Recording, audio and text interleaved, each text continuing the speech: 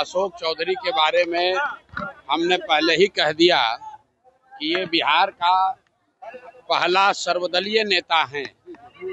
ये बिहार में हम लोग सुनते हैं कि नेता दल बदलता है, लेकिन अशोक चौधरी ने ये तय किया है कि एक ही बार में, एक ही समय में खुद एक दल में, बेटी दूसरे दल में, दामाद तीसरे दल में, तो ये सर्वदलीय नेता हैं। जनता किसी को वोट दे, इन्हीं के घर मलाई मारा जाना है। तो अशोक चौधरी सर्वदलीय नेता हैं जो 57-58 साल में फर्जीवाड़ा से प्रोफेसर बने हैं। अब बताइए कि जिस बिहार में लोगों को किरानी क्लर्क का नौकरी नहीं मिल रहा है, कि भाई साहब विधायक हैं, किस दिन इन्होंने परीक्षा पास किया, कब पीएचडी कर लिए, कब जेआरई कर लिए और प्रोफेसर बन गए। अब ऐसे भ्रष्ट लोगों से बात करने का क्या मतलब है? जनता इनको पहचान चुकी है। जीवन में चुनाव तो लड़ेंगे नहीं, चुनाव लड़ते तो जनता जमानत भी जब्त कराएगी। लेकिन मंत्री बनकर आजकल सरकारी खर्चे पर बिहार सरकार, बिहार के गरीब जनता के पैसे पर हेलीकॉप्टर से चल रहे हैं। हेलीकॉप्टर से चलने का शौक चढ़ा है, जनता उतार कर ले आएगी रोड पर, तब पता चलेगा 3 महीने के बाद।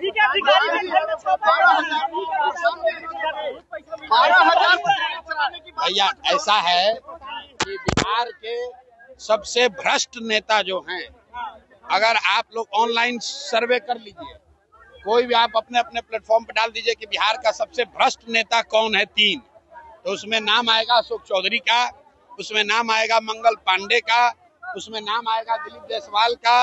ये भ्रष्टतम नेता हैं सब।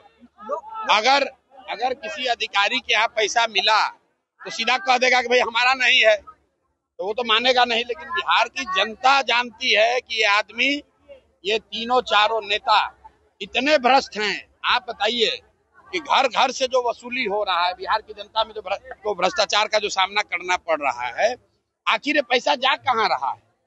कहीं ना कहीं तो ऊपर जा रहा है। हम नीतीश कुमार के विरोधी हैं, लेकिन मैं जानता हूं कि नीतीश कुमार व्यक्तिगत तौर पर पैसा नहीं लेते, वो चोर नहीं है।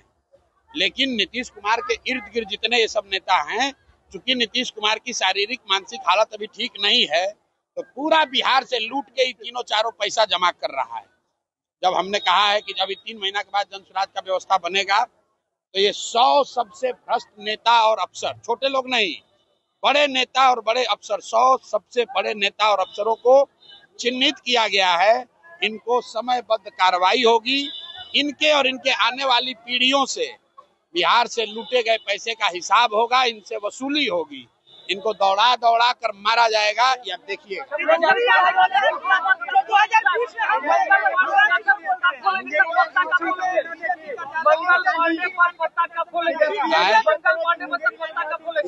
मंगल पांडे को के बारे में हम लोगों ने बताया कि ये पैसा लेके घर खरीदे हैं।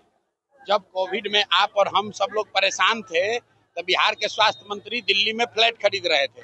आप फ्लैट कहाँ से खरीद रहे थे? दिलीप जायसवाल से पैसा लेकर। तो 25 लाख रुपया तो उन्होंने स्वीकार कर लिया कि हमने लिया है। बाकी का 61 लाख का अभी जवाब नहीं दिए हैं। अभी हम प्रेस करेंगे, किसी दिन पटना रहेंगे तो आपको बता देंगे बिहार की जनता को कि बाकी का 61 लाख रुपया कहाँ से लिए। सर 12,000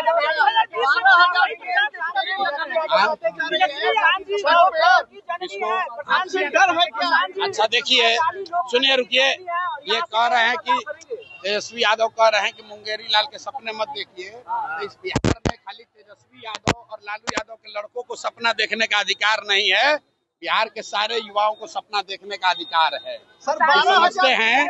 ये समझते हैं कि इनके बाप बने, इनकी माँ बनी, अब ये बनेंगे, इसके बाद इनका बेटा बनेगा, तो जन स्वराज इनको ध्वस्त कर देगा। इनको पता नहीं चलेगा, जनता उठाकर फेंक देगी। अभी 20 बरस से बाहर है ना सत्ता से, अभी दिखेगा।